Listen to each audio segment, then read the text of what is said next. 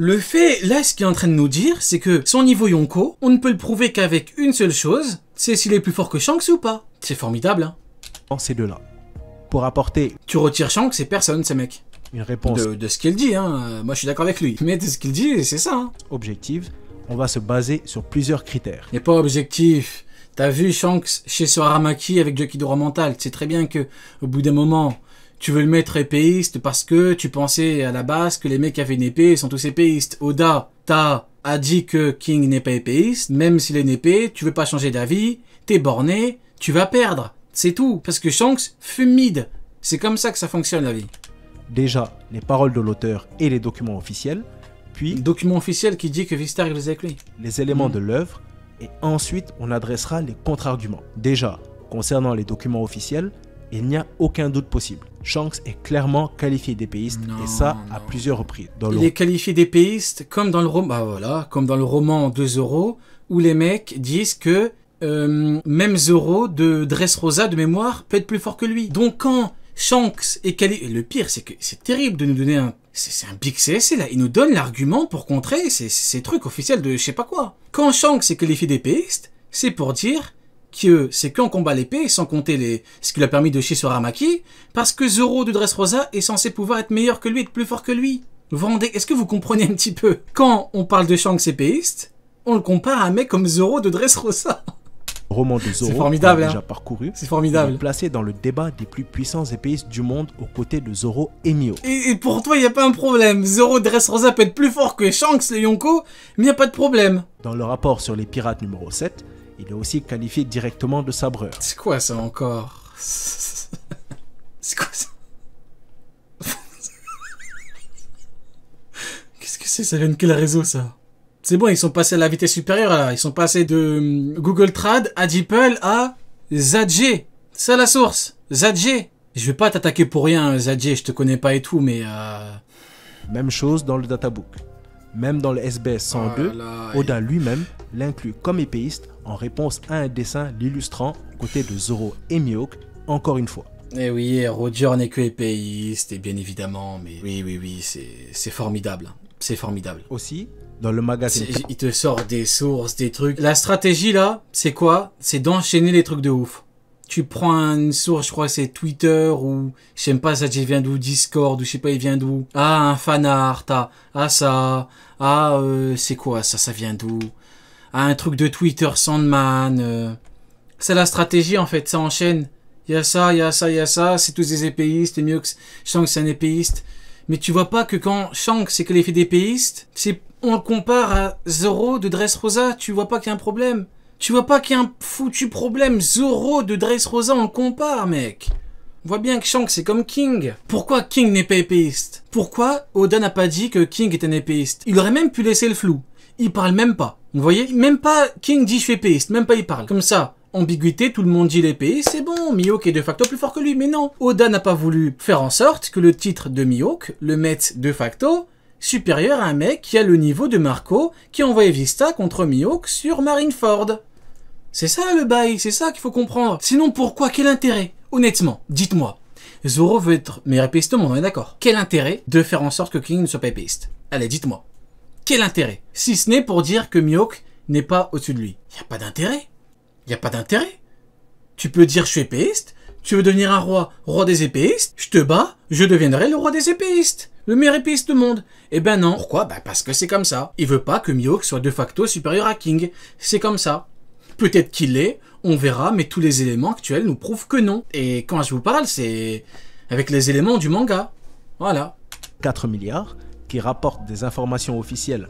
Le truc, filmerait, dit rien sur Mihawk normal. Qu'est-ce que les mecs qui ont fait le film, qu'est-ce qu'ils en ont à foutre de l'horrible mid?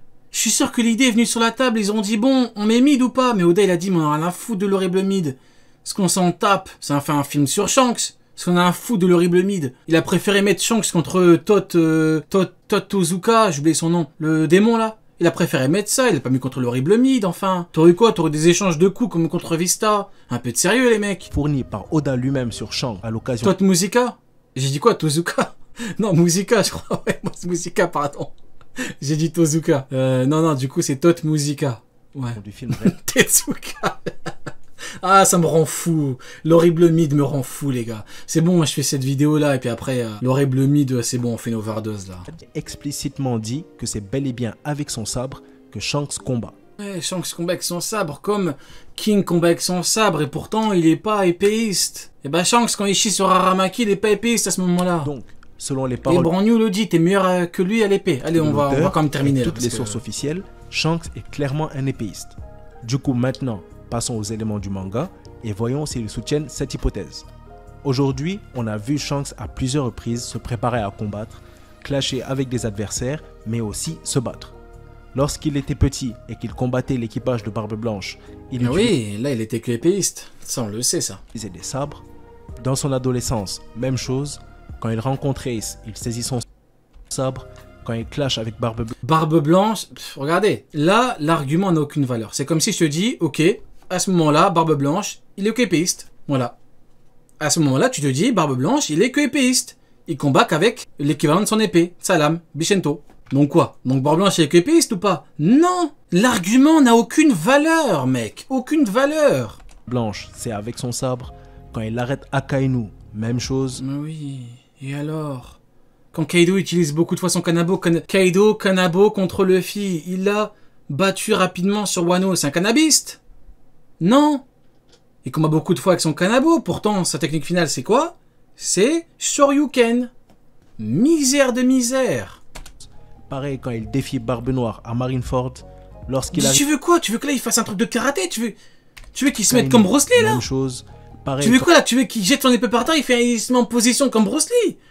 Non mais au bout d'un moment, c'est une dinguerie quand même. Bah oui, il a une épée. Comme Big Mom a une épée. Comme Barbe Blanche a un Bichento. Quand il dégaine son Bichento, ça veut pas dire qu'il combat avec son Bichento. C'est une dinguerie les mecs, c'est une dinguerie. Quand il défie Barbe Noire à Marineford... Tu veux quoi là? Tu veux qu'il fasse un coup d'Akidoro mental à tout le monde? C'est de la folie furieuse hein. Lorsqu'il arrive à Wano... Je sais pas moi, quand Shanks vient sur Moby Dick, ils disent quoi? Ah, quel acquis. Ils disent pas quelle maîtrise de l'épée. Ça, c'est quand on voit Mihawk. Mihawk, quand il combat Vista, c'est quoi? C'est Vista rivalisé avec lui à l'épée. Vous voyez, c'est le meilleur épéiste du monde, la meilleure technique à l'épée. Mihawk, c'est ça, c'est l'épée. Shanks, c'est le haki. Vous voyez un petit peu la différence? Ils disent pas waouh. Jose, il a pas dit waouh. Quelle maîtrise de l'épée. Non, c'est quel haki. Wano et menace Aramaki de l'affronter.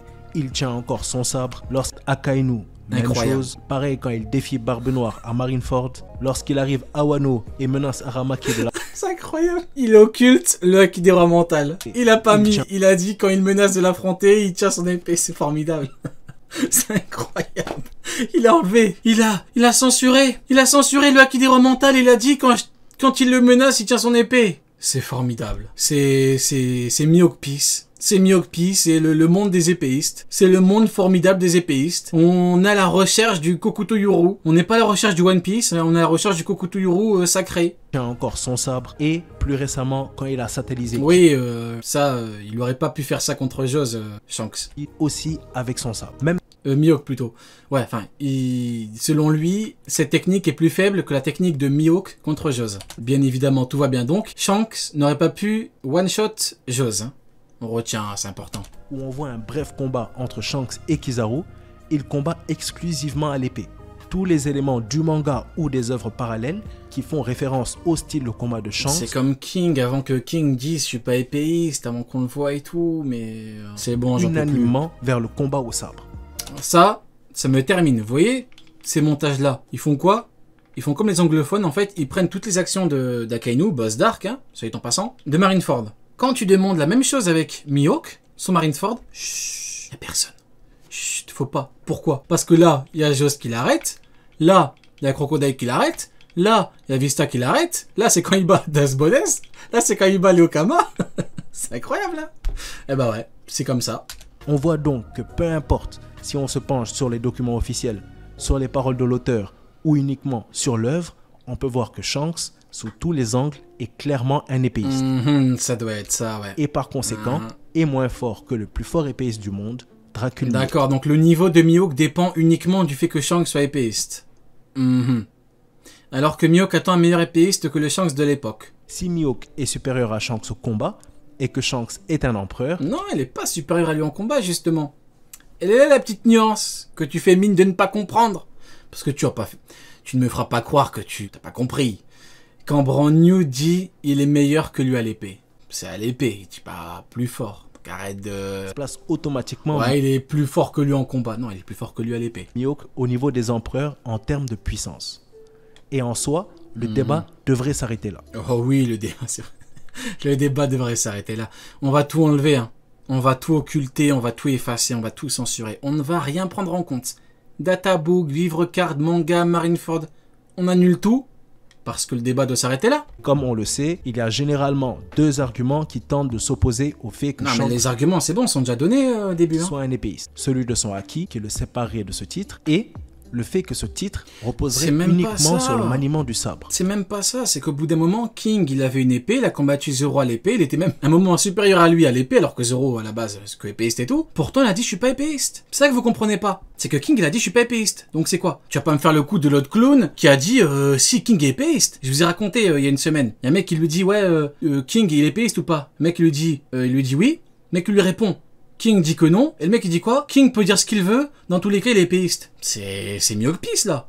Là c'est le manga, là c'est les aventures de l'horrible Mid. Au bout d'un moment, King te dit je suis pas épéiste, si t'es épéiste. Et le jour où Shanks il le dira, même si bon c'est évident, au bout d'un moment quand t'as fumé Aramaki, c'est même pas que c'est évident, c'est qu'on te le montre. Tu fumes Aramaki, avec toi qui déroie mental, c'est bon, t'es même pas dans la case. Et puis Mihawk attend mieux épéiste que le Shanks de l'époque. Bon, tout est là. Même si un jour Shanks dit je suis pas épéiste, ils vont te dire si, il peut le dire, ça change rien.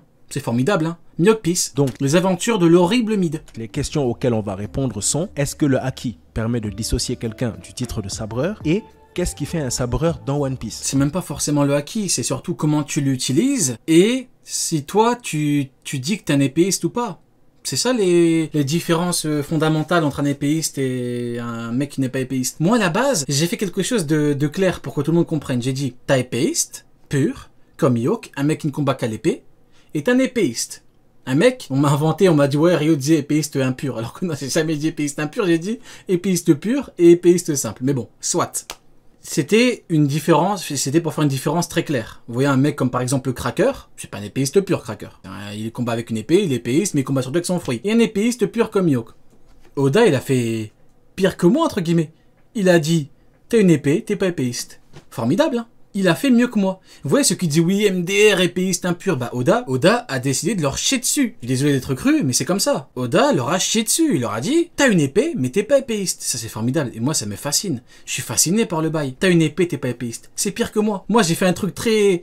Vous voyez, comme ça tout le monde comprend. Oda il a dit non, on va complexifier le bail. T'as une épée, t'es pas épéiste. C'est formidable. Et on va y répondre en utilisant l'œuvre, parce qu'Oda a déjà répondu à cette question à travers Zoro, qui est la définition canonique d'un épéiste dans One Piece. Pour s'en rendre... Zoro, c'est la définition canonique de ce qu'un épéiste, mais il a dit à King, je suis prêt à te battre avec mes dents.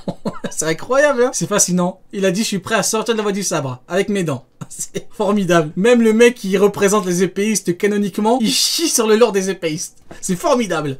Ça me fascine. Je suis fasciné par ce genre de bail. Peak Fiction, les gars. Le mec qui représente ça, il a dit, t'as raison. King, il a chié sur les épéistes. Il a dit, t'as vraiment besoin d'une école pour combattre. Zoro, il aurait pu dire, oui. Je vais te fumer en tant qu'épéiste, en tant que futur mérite. Non. Oui. Il a dit oui. Tu as raison. King, il a dit, j'emmerde les épéistes. Est-ce que toi, tu emmerdes les épéistes? Zoro, il a dit, oui.